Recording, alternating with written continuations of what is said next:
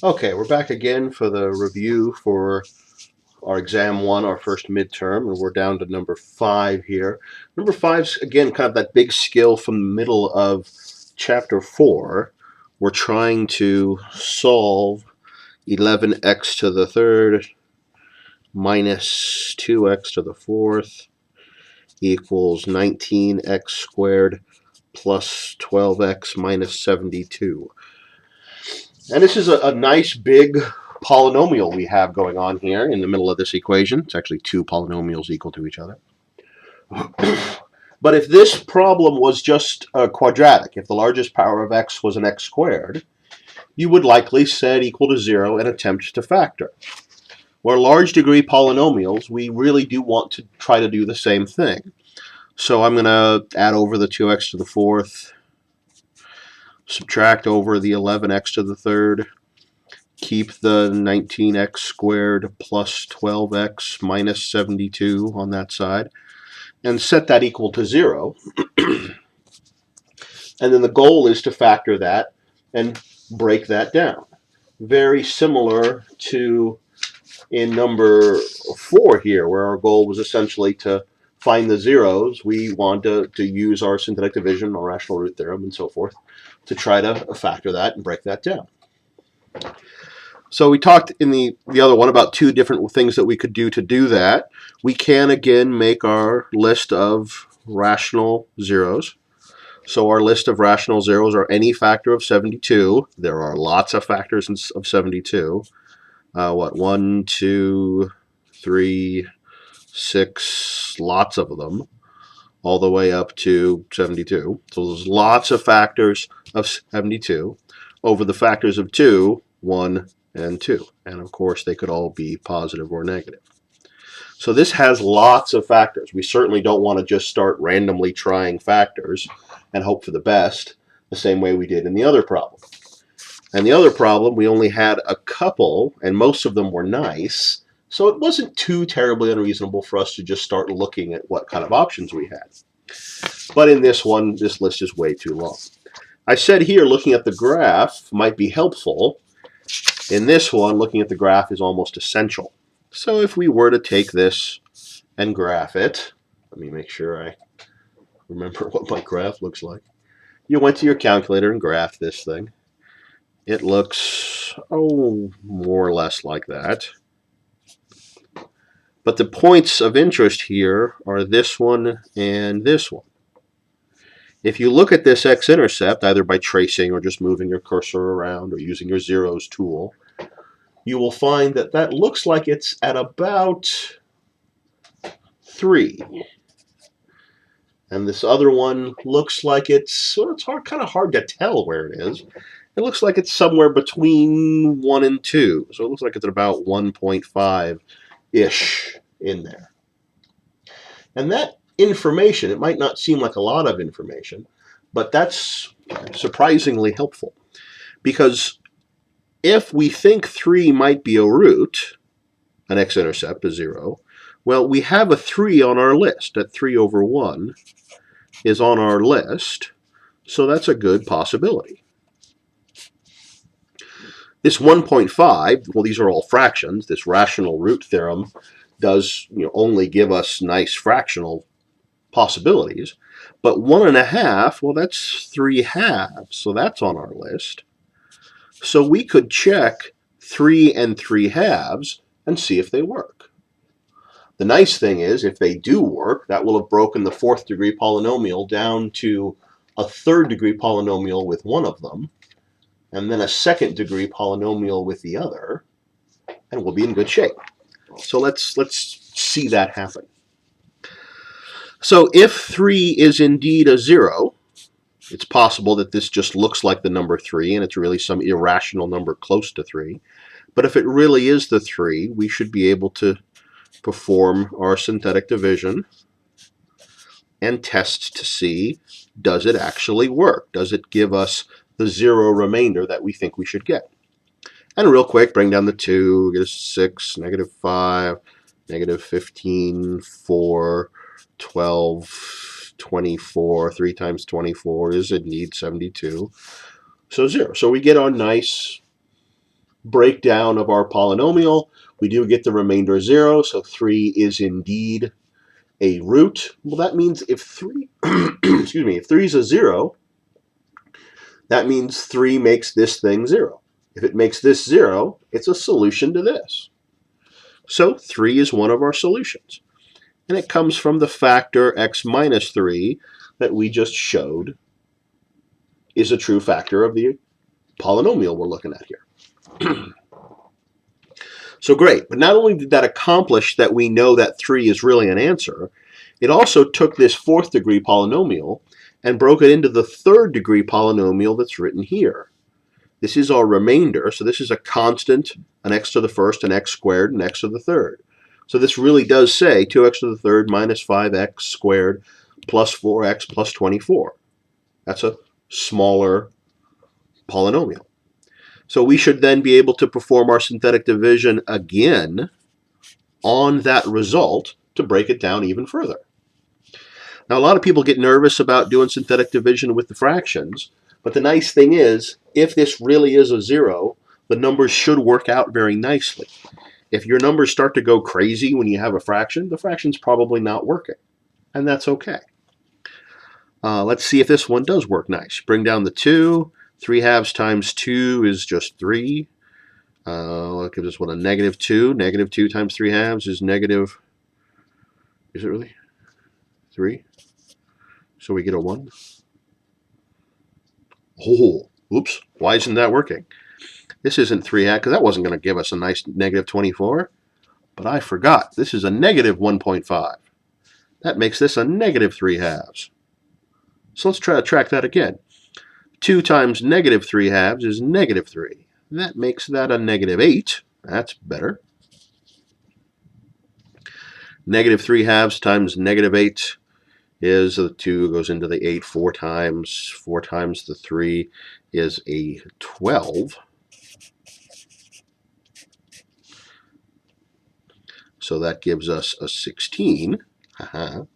And then the negative 3 halves times 16 is indeed negative 24, which gives us a 0. Cool, sorry about that. That does represent the factor x plus 3 halves, and means, because we got the 0 here, that this is another solution. It's a 0 of the polynomial, so it's a solution to all this set equal to 0, so it's a solution to our original equation. We're now left just with this last piece. This again is 2x squared minus 8x plus 16, where that remainder is 0. So the rest of our solutions are going to come from this statement. We have 1 from this factor, 1 from this factor. We should be able to get another 2 from this factor. Looking at the graph, though, this little wiggle it has here isn't coming down and making 2 more x-intercepts. So we're likely not going to get 2 more real numbers out of this. We're going to get 2 complex numbers out of this. But that's okay. The problem says it wants all real and complex solutions. So we want to find those complex solutions. By the way, this problem could also often say something like, given that just that polynomial right there, factor it into irreducible factors. Well, these would be your irreducible factors, because this reduces to something complex. So be sure you're careful about what's being asked. But our other solutions are going to happen where this is 0, so take 2x squared minus 8x plus 16 set equal to 0 and solve. I might recommend dividing that 2 out first. Once you get here, try to factor. You won't be able to factor, so put into the quadratic formula 4 plus or minus the square root of 16 minus 4 times 8 times 1 all over 2, and you'll find those 2 complex number solutions. So then your solution set will be the 3, the negative 3 halves, and those 2 complex numbers. If you need help finding the complex numbers, let me know. Okay, number 6. There were some questions about a problem like number 6 on your homework. I think it was 6. I wrote it down here. I do care when you guys send me questions. It was, I think, number 15 on one of your homework assignments, part A, B, and C.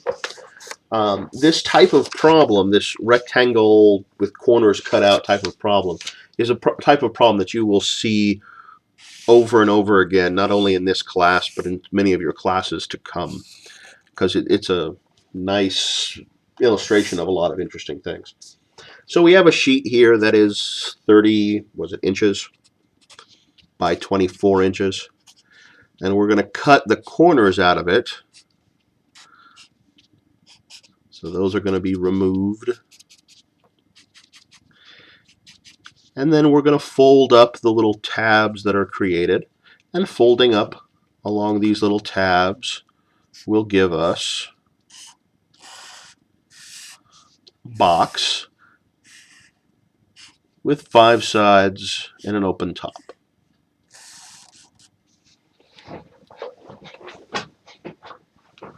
Good diagrams are really helpful, by the way. And if we cut these little squares out with side length x, the height of this box is going to be height x, because that's the length of the tab we're going to fold up. This side was 30 inches, but we took off x from each side, so that's going to be 30 minus 2x. This side is going to be, well, it was 24, but again, we took off 2x lengths. So this side is 24 minus 2x. So when we go to find the volume of this box, its volume should be length times width times height, because it is a box, a rectangular prism, to be technical. And that volume will be equal to x times 24 minus 2x times 30 minus 2x. Now you could multiply this together to get the nice big third-degree polynomial. Sometimes that's helpful, sometimes it's not. Depends on what we're doing with this problem. But this setup, getting this equation relationship, is common to all of these cut the corners out box problems. Once you have this relationship, you'll be asked to do different things with it. Sometimes you're trying to figure out the length x that can be cut off to maximize area. Volume. Sometimes you're trying to find how much volume you get when you cut size 4 or 7 or 8. Sometimes you'll be asked what side length do we cut out to reach a particular volume. All of those questions first require this basic setup.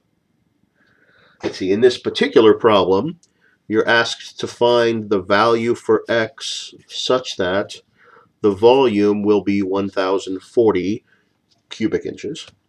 So you would take the 1040 and set it equal to our expression for volume. Now there's a fair amount going on to solve this, but the first thing you're going to have to do is multiply this together. When you multiply this together, you'll get a third-degree polynomial. It'll be 4x to the third plus a bunch of stuff will equal your 1040. Subtract off the 1040 to set equal to 0. You'll get 4x to the third plus a whole bunch of stuff minus 1040. There'll be a constant in there that will combine. But as soon as you get to this third-degree polynomial, it becomes just like that question 5, just like that question 4, where we're going to be using our graphs, our rational root theorem, our polynomial factoring tools, and our polynomial behavior tools to break down and find our solutions. So that's how you'd approach a problem like that. Some of these, like that one that said A, B, and C, it might ask you, what do you get as a volume if you cut off a square length 3? Well, put in a 3 for your x's. Sorry. Put in a 3 for all of your x's. If you're asked to find the maximum, that becomes more of a calculator problem. I know one of those was asking you to use your calculators. You might graph this relationship. Put that under y1. You could even put it in before you multiplied this all out. You'll get a shape that looks about like that. It should anyway. This would be happening at 0. This would be happening at 12, because if you imagine cutting side length 12 out, you'd cut this side completely off, and it wouldn't have anything to fold up. This is going to happen at about 15, because again, if you cut off 15, there's going to be nothing there. It's going to be 0. So if you want to find where the maximum volume is, you're looking for that point there. And your calculator has a max and min tool that can work on more than just quadratics. If you're not sure how to use that maximum and minimum tool, I think the person who sent me number 15, who wanted a video for number 15, which is basically what this is, that min-max tool, if you go to my website, there's a TI calculator help link. That TI calculator link has a video on using your calculator to find maxes and mins. So that can be a nice way to be able to find those types of values. But all of these questions with the cutting the corners out of the rectangle to make a box all have to do with this basic setup. So that is a setup that you want to make sure that you know. Okay, number 7. Number 7 is, again, this is longer than your exam is. So number 7, given f of x equals 5x to the 4th plus 3x to the 3rd minus 21 x squared minus 26x minus 24. Breaking this down into irreducible factors. It's really, again, the same type of question we've worked in these last few. Your goal is to factor this into pieces. If you want to factor that into pieces, you're going to need to find possible roots. Well, we find possible roots. Our rational roots will come from those P over Qs, those factors of the 24. 1, 2, 3, 4, 6, 8, 12, and 24. The possible factors of 24. They could be positive or negative. Those denominators could be 1s or 5s, positive or negative. Because the denominators have to multiply to make the 5. They've got to be factors of the lead coefficient. Again, read that section on rational root theorem if you haven't. So that gives us a list. It's a lot of things. A lot of little fractions can be made out of this, and we don't want to check them all. So we'll go look at this graph, come up with those possible x-intercepts, and then start using the synthetic division to check those x-intercepts to see if they work. I mean, you could just start choosing them, like, pick 2 and see if 2 works. 5, 3, 21, 26, negative, negative, and negative 24. And then see if 2 happens to work. But you really don't want to be kind of blindly grabbing at these things. You want them to have a pretty high chance of working. Well, it's hard to do this while you talk. See, that one didn't work. I got negative 32 and so negative 56. So that didn't work. I don't want to blindly be grabbing at these possibles and just checking forever. I want to use the graph to come up with good ones to use. I want this list to compare it to, so if I see something like, oh, I don't know, 1.38, well, that 1.38, that's about 1.4, and 1.4 is a number of fifths. I think it's 8, is it 8? No, it's 7/5. Well, and 7/5 isn't on our list, so I won't check 7/5. So being able to go between that list and that graph is really helpful. So this problem really is a lot like 4, 5, and the end part of 6. They're really just different looks on how to use this factoring tool.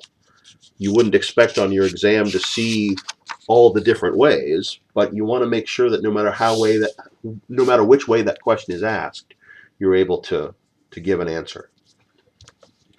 Okay, hopefully that wasn't too unsatisfying for not getting the actual answers for those, but if you're setting them up that way and going about them that way, then you're usually in good shape. Okay, number 8 we'll do on the next video because I'm almost at 20 minutes here. And I'll actually give you answers to number 8. So tune in back for